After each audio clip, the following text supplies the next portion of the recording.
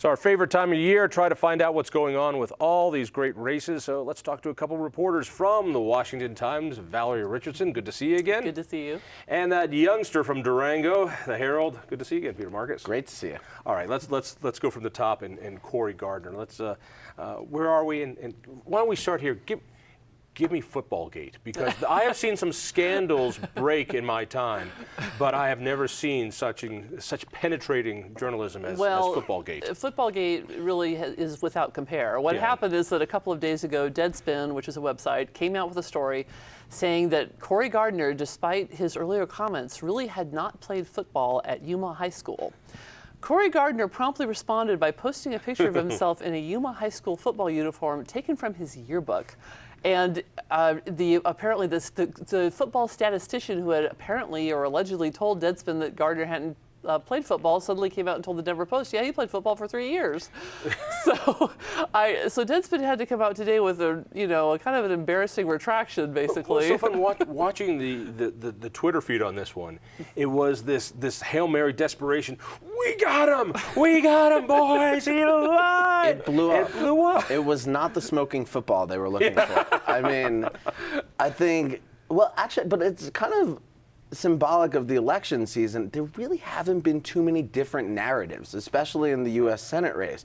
I mean, there hasn't been that smoking gun, that October surprise that people were looking for. It's been personhood.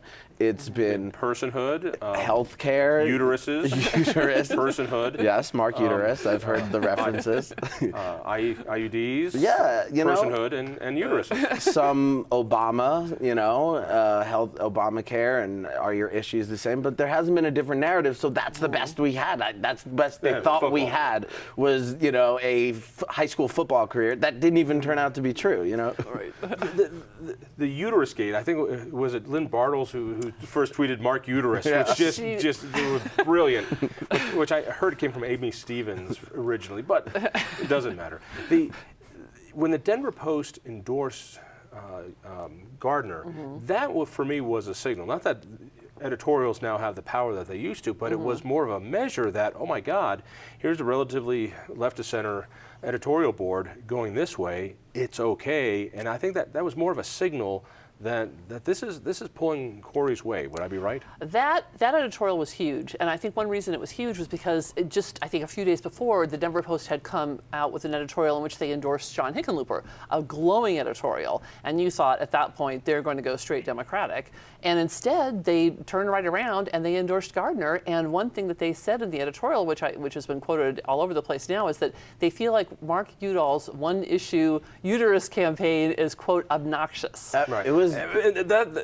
I felt like the uterus thing has jumped the shark. That this is all they have, which is, and fine, it's a real issue, but it's not the only issue. And I don't know how much one man can say, I love your uterus, and still get away with it. Well, look, let's face it. 4 years ago, 2 years ago, Democrats had some great success with the war on women. It was a strategy that worked. So I think that they think that it still works. There's no saying. I mean, maybe it is still working, quite frankly. I guess we'll find out in a few weeks. But it is a critical issue to women voters. It gets them riled up. It gets them talking to their boyfriend, their husband, whoever about it. It motivates people and it energizes people. And I think from that standpoint, it could be successful. But at least another narrative, I mean, would it be fair when do people get tired, Would it be fair to say that the Udall campaign it seems as if they put all their eggs in the uterus basket, pardon the pun, and we got it. We got it the first time you said it. We got the point. It's a good point, but there's nothing else. That's what remains to be seen. Corey seemed to have handled this one pretty well. He backed away from the personhood amendment early and strong. That commercial with talking about, I support women's birth control, with all the women going, over the counter. Right. I wanted to go over the counter. And that's kind of a big deal because, right now you have to go to the doctor and get a prescription and get it filled at the pharmacy. You can't just go and, run out there and buy birth control pills at Walgreens, and so that's, people may not think that's a big deal, but it kind of is a big deal. And I think that kind of what it did for him though was it shored up his credential as somebody who's not this crazy birth control banner, which was obviously the narrative that the Udall campaign was trying to push. But there is something that Cory Gardner has not been able to run away from, which is personhood, which is connected to the reproductive rights issue. There hasn't been a reporter who's been covering the race who hasn't had that, that moment where they, especially the broadcast, they're loving it now. It's almost become like an act to show that I'm holding this guy's feet to the coals, and you're lying. Journalists are out there without saying you're lying about this, and so that's been tough for him to combat. Also on the over-the-counter proposal, women, Democrats, they've fired right back by being like, okay, nice idea, but this doesn't do anything to actually lower the cost of birth control, which under Obamacare, a lot of women are now getting for free. So, they've tried to turn that messaging around also. There's this schizophrenia of, hands off my uterus, but pay for everything my uterus uses. There's sure. And so there are bigger things that are happening. I get a sense that things are turning for Cory Gardner. That if elections are momentum on the Gardner side. 5 or 6 of the latest polls have shown Gardner ahead. And the Quinnipiac that came out, I think it was today, has him up 47-41. Which is, I think, just outside the margin of error. And before that, all the polls had Udall ahead, also within the margin of error, pretty close. But I would say the last month and a half, it's been Gardner ahead in almost everything. And one thing I'll say about the whole war on women narrative is that I think one thing that's happened is that women have kind of had enough. I mean, the women who were going to be really convinced by that message have already been convinced, and the women who are maybe on the fence at this point are saying, I've just heard enough. I mean, I've heard enough about birth control. Can we talk about something else? The economy. And that's one thing that that message is beginning out too. Groups like Colorado Women's Alliance have been coming out with their own ads and their own messages saying, are we just people that only care about buying birth control and whether we can get abortions? I mean, do we have any other message or any other issues besides this? And they've been trying to make the case that this is condescending. And I think that may be the fact that Gardner's been able to push back on birth control has helped him. But I think maybe, we're getting to the point where people are like, okay, can we just talk about something else? Which may be, like Peter said, why Footballgate just took off like it did, because he didn't play football. Because what else is there, He didn't play football. All right, let's switch to the other big race, which I've got to tell you, I'm surprised that it's this tight. The gubernatorial race is a coin flip by any measure. Who would have thought that 2 years ago the most popular governor in the country by whatever polls you had is now in the race for his life, and really the first time he's ever really had to run for this race. The last time he walked into it. Yeah, I mean, folks, politicos are saying the October surprise is how close Hickenlooper is with Beaupre. I mean, look, there's a lot of factors at play. There was gun control. There was, some gaffes, quite frankly, on the governor's part, walking into the sheriffs, just as we lying to the sheriff. I spoke. I didn't talk to I didn't Bloomberg. say that. You said that. But by the way, let me put out this one, because reporters haven't covered this. In the Club 20 debate, right. He said, I did talk to him, but I talked to him 3 weeks after I made the decision. And when you look at the timetable, he'd have to have a frickin' time machine for that to work. And I've been on the Post to do something about that, because when a governor says, check the record, and he said, check the record, nobody has checked the record. It makes me wonder that reporters just go, no, we know he lies about this. We don't want to. Why hasn't anybody checked the record? I think it's more detailed than that. I mean, I think, first of all, the way he explained what he said to the sheriffs was that, perhaps we could have done more listening, is the way he says what he meant to say to them is that we perhaps my office could have done some better listening. However, we do still support these gun control bills. It wasn't read that way. We've all seen the video. But the guy said, I didn't talk to him until 3 weeks after I made the decision. And when you take a look at when the bill came out, when it hit the Senate, when he signed it, no, that means he would have talked to Michael Bloomberg in April.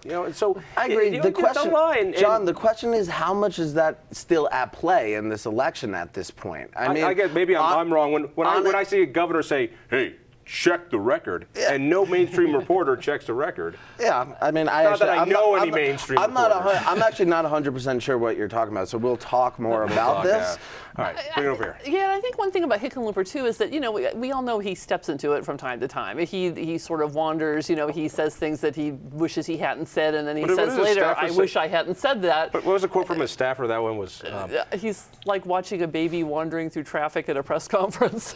So, and I guess the plus side of that is that people don't necessarily, when he says this, he might just be wrong, and he might admit it later. He doesn't necessarily get called on stuff because of sort of the way he is. Well, I want to buy some of that, whatever that is. I want to get not called on from what he says. Well, the other thing he said at that sheriff's press conference was that I had to sign these bills because my staffer said that that I was going to sign them, and then he got called on that as well, and then he came back and says, well, no, that's not really what I meant. And Can we all agree that this race is in play? I mean, for a guy who had a huge lead, this is now a race.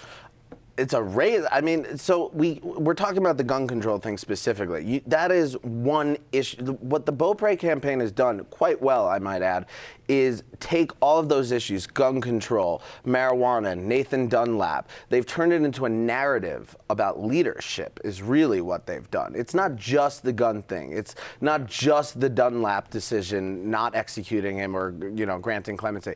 It's this overall narrative that Beaupre's campaign has done quite well of, can this man lead? He doesn't make decisions. He wants to be everybody's best friend, but he's not. He's the governor, and he needs to make these tough decisions. Would you say he does want to be everybody's best friend? I mean, I've seen a lot of politicians want to be liked. This guy, you got to admit, wants to be liked more than anybody else. I think politicians as a whole really, really want to be liked. There's an ego to it. Measure this guy to them. I can say that I've never seen too many other politicians want to reach out to all sides and have some sort of consensus between all sides, which is what Jon Hickenlooper has done to turn this leadership thing around and say that actually that's why I'm qualified, because I can talk to all sides. Say it. You don't know. You never say it. I'm not going to play your game, John. Say it. No way.